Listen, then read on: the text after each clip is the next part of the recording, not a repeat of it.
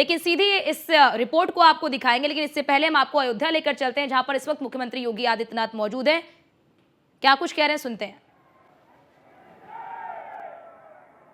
महर्षि वामदेव की इस पावन धरा को कोटि कोटि नमन करते हुए श्री राम जन्मभूमि की पावन धरा अयोध्या को नमन करते हुए मैं सबसे पहले आप सभी मिल्कीपुर विधानसभा क्षेत्र के इस क्षेत्र में उपस्थित सभी बहनों और भाइयों का आज के इस चुनावी सभा में हृदय से स्वागत करता हूं, अभिनंदन करता हूं। मंच पर उपस्थित अयोध्या के प्रभारी मंत्री और प्रदेश के वरिष्ठ मंत्री कृषि शिक्षा श्री सूर्य प्रताप शाही जी, उत्तर प्रदेश सरकार के जल शक्ति मंत्री, जिनके प्रयास से अविरल और निर्मल गंगा प्रधानमंत्री मोदी जी का मिशन साकार हो रहा है और प्रयागराज में महाकुंभ का भव्य आयोजन हो रहा है, ऐसे श्री स्वतंत्र देव सिंह जी, प्रदेश के सहकारिता मंत्री, जो निरंतर आपके बीच में रह करके शाही जी के नेतृत्व में इस अभियान को, विजय श्री के इस अभियान को आगे बढ़ाने के लिए आपके बीच एक कार्यकर्ता के रूप में कार्य कर रहे हैं, श्री जेपीएस राठौर जी, प्रदेश के खेल और युवा कल्याण विभाग के मंत्री श्री गिरीश चंद्र यादव जी, प्रदेश के आयुष मंत्री श्री दयाशंकर मिश्रा दयालु जी, प्रदेश के चिकित्सा शिक्षा और स्वास्थ्य के राज्य मंत्री कुंवर मयंकेश्वर शरण सिंह जी, प्रदेश के खाद्य और रसद विभाग के मंत्री श्री सतीश शर्मा जी, महापौर पंडित गिरीश पति त्रिपाठी जी,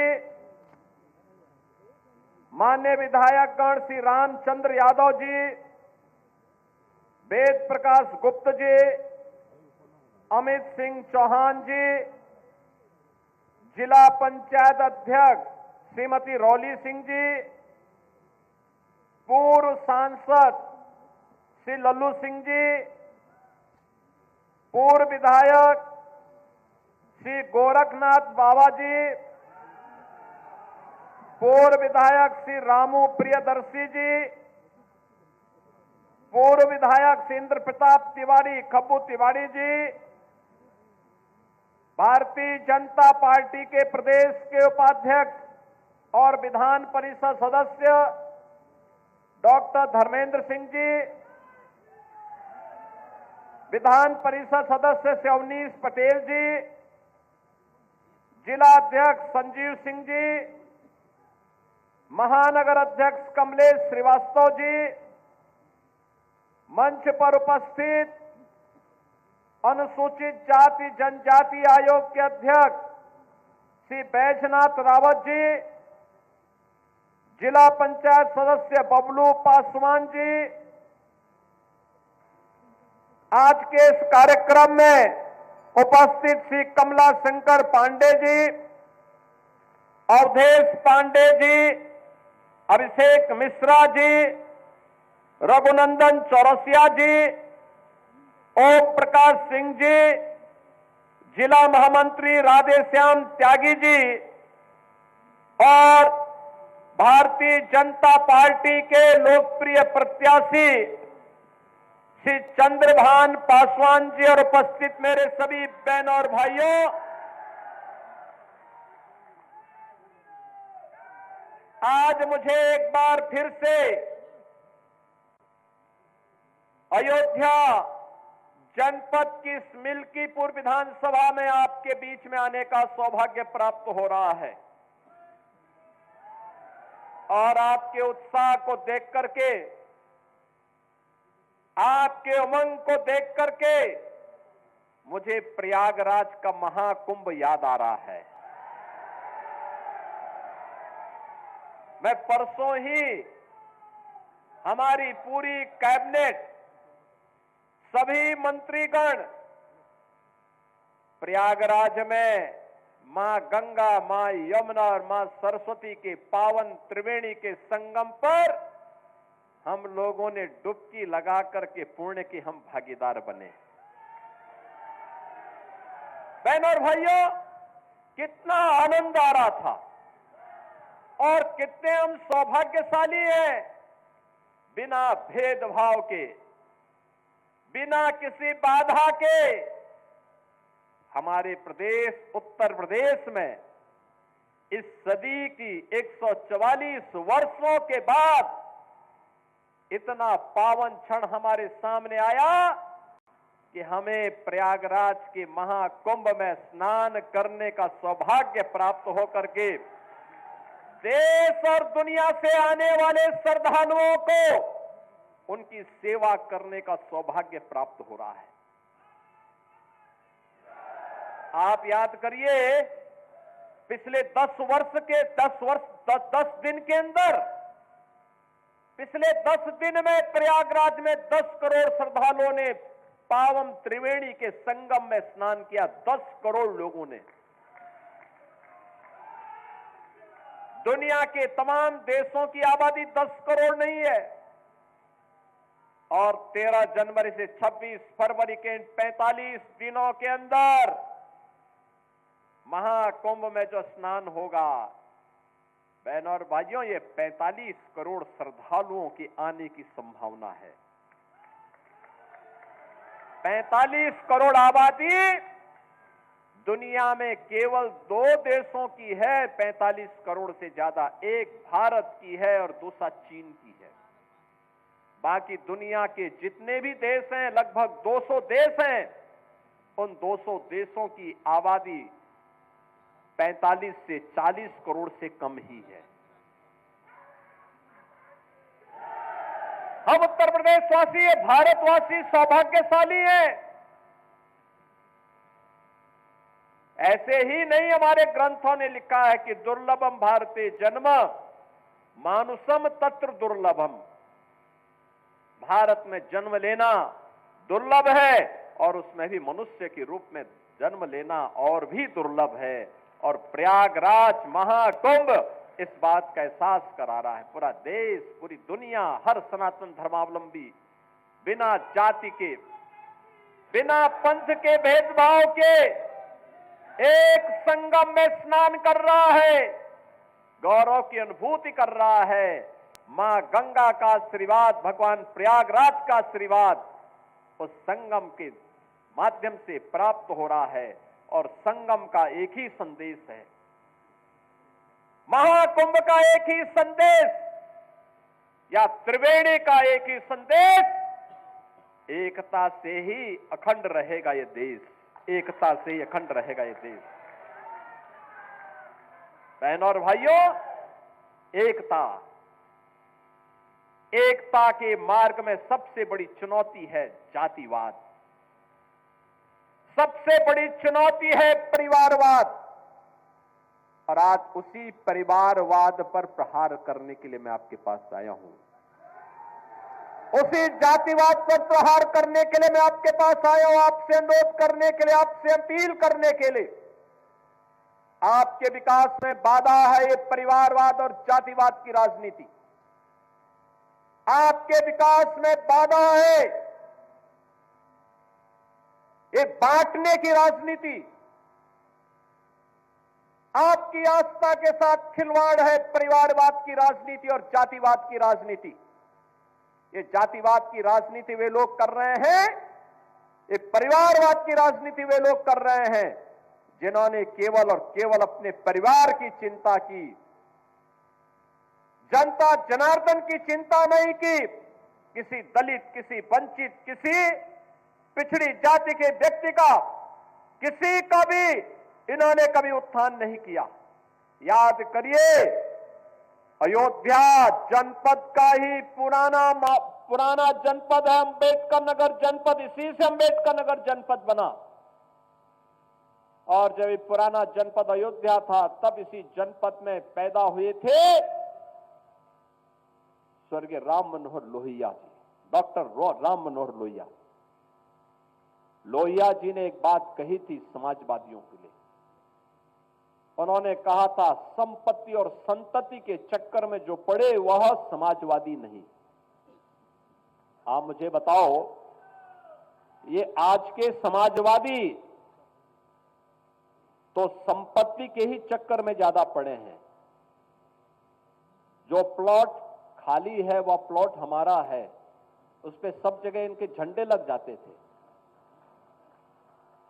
जगह जगह झंडे लग जाते थे, कब्जा कर लेते थे। इनका झंडा अपराधी और माफियाओं को बचाने के लिए था। और बहनों और भाइयों, इनकी सहानुभूति कभी किसी गरीब के प्रति नहीं होती है, किसी कमजोर के प्रति नहीं होती है। ये लोग उस हर कार्य का विरोध करते हैं।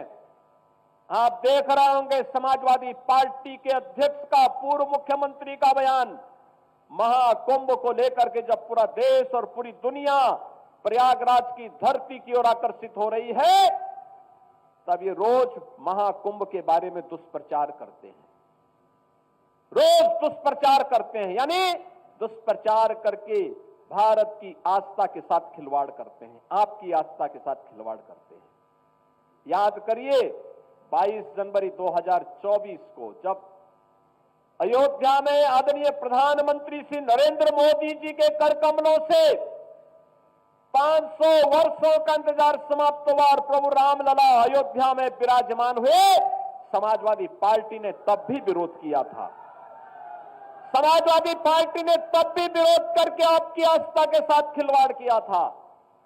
ये वही समाजवादी पार्टी है, ये वही समाजवादी पार्टी है। ये समाजवादी पार्टी के हाथ कार सेवकों के खून से सने हुए हैं, जिन्होंने सरयू मैया को कार सेवकों के खून से लाल करने का काम किया था। अयोध्या की गलियों में निर्दोष कार सेवकों पर गोलियां बरसाई थी। ये वही समाजवादी पार्टी है। अयोध्या में राम मंदिर का विरोध करती है, महाकुंभ का विरोध करती है। जब हम लोगों ने प्रधानमंत्री जी की प्रेरणा से अयोध्या के इंटरनेशनल एयरपोर्ट का नामकरण महर्षि वाल्मीकि के नाम पर रखा, समाजवादी पार्टी ने उसका भी विरोध कर दिया। जब आदरणीय प्रधानमंत्री जी के नेतृत्व में काशी में सदगुरु संत रविदास जी की जन्मभूमि क्षीर गोवर्धन का विकास होने लग गया, तो समाजवादी पार्टी ने उसका भी विरोध किया। जब महर्षि वाल्मीकि जी की पावन जन्मभूमि लालापुर उनकी साधना स्थली है, लालापुर के विकास के लिए हमारी सरकार ने पर्यटन विकास की योजना के माध्यम से कार्य करना प्रारंभ किया, समाजवादी पार्टी ने उसका भी विरोध किया।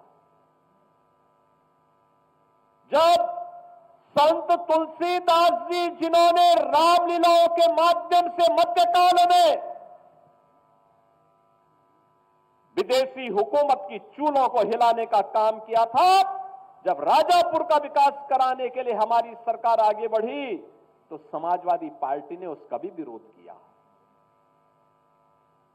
याद करिए, जब हमारी सरकार ने लखनऊ में बिजली पासी के किले को, उसके सुंदरीकरण की कार्य योजना को आगे बढ़ाने का काम किया, समाजवादी पार्टी उसका भी विरोध किया। समाजवादी पार्टी जब हमारी सरकार ने महाराज सोहेल देव के विजय स्मारक को बहराइच के अंदर भव्य रूप देने का काम किया, समाजवादी पार्टी उसका भी विरोध की। जब हमारी सरकार ने 3 बटालियन, महिला बटालियन, पीएसी की 3 महिला बटालियन वीरांगना उदा देवी के नाम पर, वीरांगना झलकारी बाई के नाम पर और वीरांगना अवंती बाई के नाम पर, इन 3 वीरांगनाओं के नाम पर 3 महिला पीएसी की बटालियन के गठन की कार्रवाई को आगे बढ़ाया, समाजवादी पार्टी ने उसका भी विरोध किया। बहनों और भाइयों, इस समाजवादी पार्टी बाबा साहब के नाम पर बने हुए कन्नौज के मेडिकल कॉलेज का नामकरण बदलती है। हमारी सरकार आई, हमने फिर से कन्नौज के मेडिकल कॉलेज का नामकरण बाबा साहब भीमराव अंबेडकर के नाम पर रखने का काम किया। बहनों और भाइयों, आज 24 जनवरी है। 2 दिन के बाद 26 जनवरी को यह देश बाबा साहब भीमराव अंबेडकर के द्वारा बनाए गए संविधान के 75 वर्ष पूरा करेगा, अमृत महोत्सव मनाएगा। भारत के संविधान पर हम सबको गौरव है जो संविधान बाबा साहब भीमराव अंबेडकर ने भारत को दिया। उत्तर से दक्षिण तक, पूरब से पश्चिम तक, पूरे भारत को एकता के सूत्र में जोड़ने वाला भारत का संविधान, जाति भेद को समाप्त करते हुए वंचितों को, दलितों को, पिछड़ी जाति के लोगों को उसका हक देने वाला भारत का संविधान, इस समाजवादी पार्टी बाबा साहब भीमराव अंबेडकर का अपमान करती है, सामाजिक न्याय के महापुरुषों का अपमान करती है। ये समाजवादी पार्टी अयोध्या में राम मंदिर का विरोध करती है, काशी में काशी विश्वनाथ धाम का विरोध करती है, संत रविदास जी की पावन जन्मभूमि के सुंदरीकरण कार्य का विरोध करती है।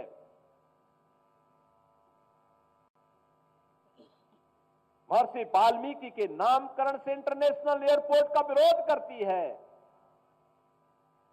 ये समाजवादी पार्टी तो प्यार केवल करती है, किससे? ये आंसू बहाती है जब कोई माफिया मरता है तो उसके यहां मरसियां पढ़ने के लिए लोग जाते हैं। एक दलित बेटी के साथ, इज्जत के साथ खिलवाड़ करने वाला मोइन खान इनका हीरो होता है। अरे बेटी तो बेटी है, उस बेटी का सम्मान होना चाहिए था, उसकी सुरक्षा होनी चाहिए थी। सफाई दे रहे हैं कि डीएनए जांच होनी चाहिए। अरे उस बेटी का बयान पर्याप्त है,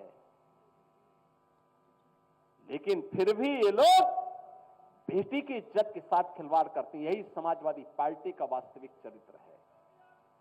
और इसलिए बहनों और भाइयों, मैं आप सबसे कहने के लिए आया हूं, आज मैं आप सबसे यही बात कहने के लिए आया हूं